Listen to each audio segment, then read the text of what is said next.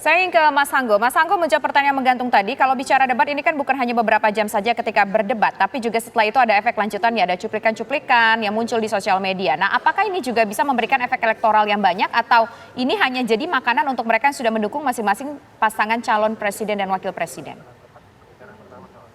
Ya, kalau dalam konteks debat ini sekali lagi kan dampaknya minor ya, kalau dari sisi debat saja. Memang pasca debat, kerja-kerja politik yang dimulai dari pesan-pesan dari debat ini sangat bergantung dari mesin para capres-cawapres. Apakah pesan-pesan yang dikeluarkan saat debat ini bisa dijual tanda kutip begitu ya kepada pemilih secara masif atau tidak? Itu pun juga masih memiliki tahap-tahap tertentu karena memang pemilih yang sudah memiliki kecenderungan tertentu ya preferensi ke salah satu calon biasanya tidak akan menerima pesan-pesan dari calon yang lain. Kalau kita lihat survei LSI di Indonesia, pemilih yang belum memutuskan itu tinggal sedikit sekali ya, bahkan di bawah 10%.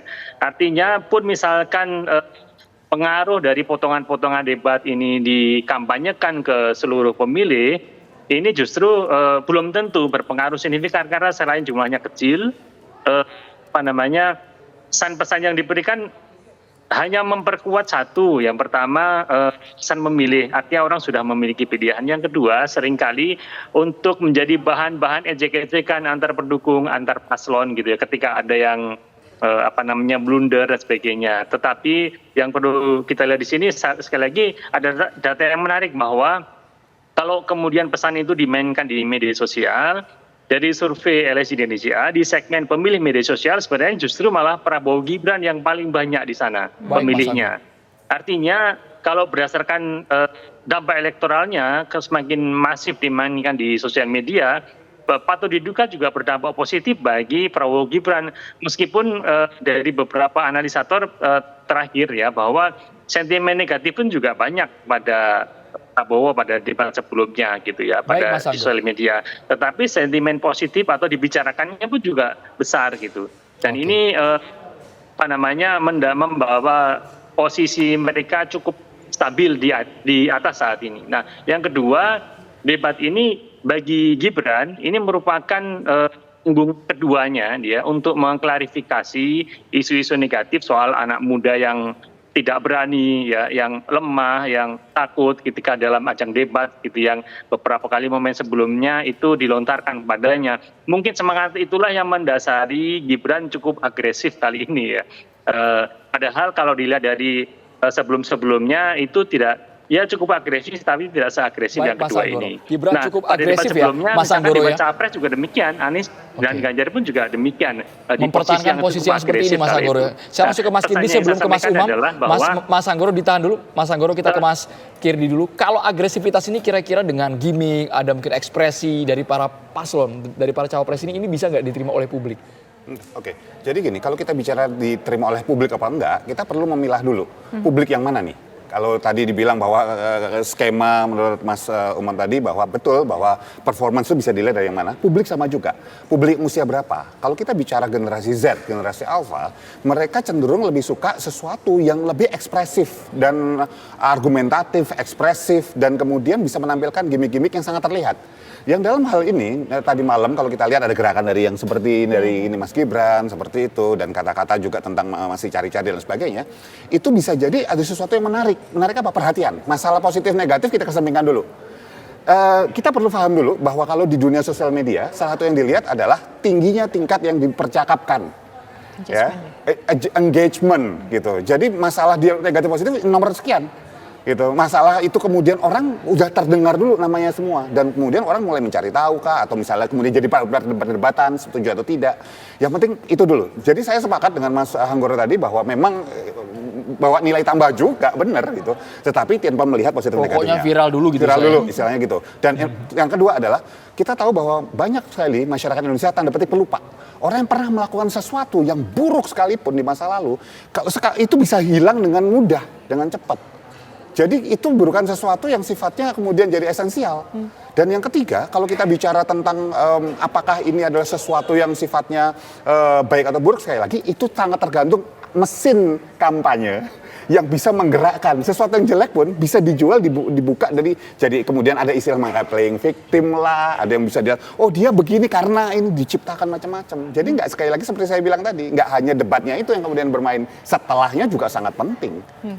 Baik, sekarang saya ingin ke Mas Umam. Mas Umam, kalau kita melihat bahwa setelahnya juga sangat penting, akan seperti apa dampaknya Mas Umam untuk elektabilitas masing-masing pasangan calon ini nantinya, ataupun tiket elektoralnya lah keterpilihan mereka? Ya, bagaimanapun dari proses debat, memang masyarakat itu umumnya sudah memiliki iman politik yang cukup kuat.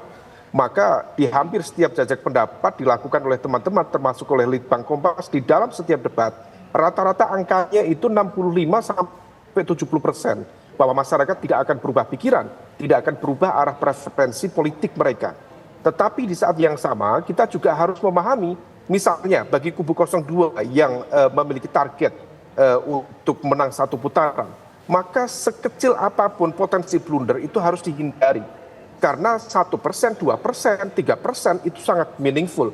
Kita tidak bisa melihat angka 1-3% itu sebagai angka-angka kecil, karena 1% dalam konteks survei itu merepresentasikan sekitar 1,6-2 juta pemilih.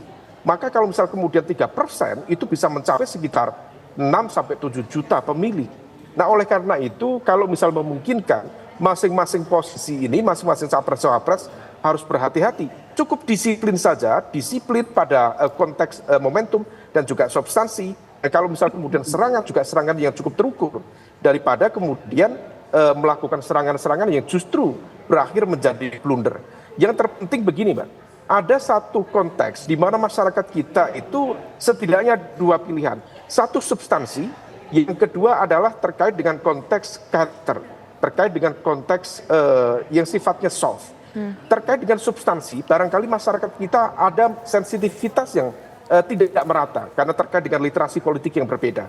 Tetapi terkait dengan gimmick, sopan santun, tindak tanduk, masyarakat kita masih cukup sensitif dengan itu. Nah, maka di dalam konteks ini, serangan-serangan itu termasuk serangan dari 01, 02, dan juga 03 harus diletakkan pada basis yang terukur. Kalau misal sudah, maka kemudian infrastruktur pemenangannya akan memiliki keleluasaan untuk mengamplifikasi. Kalau misal amplifikasinya yang diamplifikasi positif, lebih mudah, lebih marketable, maka jangkauan penetrasi kepada market, kepada pasar, dalam konteks ini adalah pemilih, terutama undecided dan juga swing voters akan jauh lebih mudah. Tapi kalau misal kemudian ada concern tertentu terkait dengan tindak tanduk, tata krama, kesopanan, itu bisa saja kemudian menjadi bahan yang justru mendegradasi. Maka dalam konteks momentum yang sangat dekat ini, betul memang masyarakat Indonesia itu short memory, tetapi dalam konteks ini juga sama, bahwa pemilu itu tinggal 3 minggu lagi.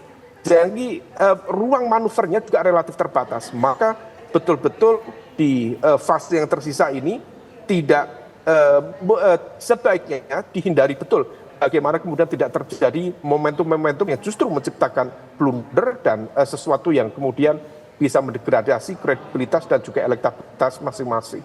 Saya kira demikian. Dengan sisa waktu yang ada sekitar 3 minggu menuju hari pencoblosan, masyarakat ini nanti akan lebih ingat yang substansi atau yang hanya mencari sensasi dalam ajang debat Cawapres malam. Sesaat lagi kita akan kembali di Kabar Petang pemirsa.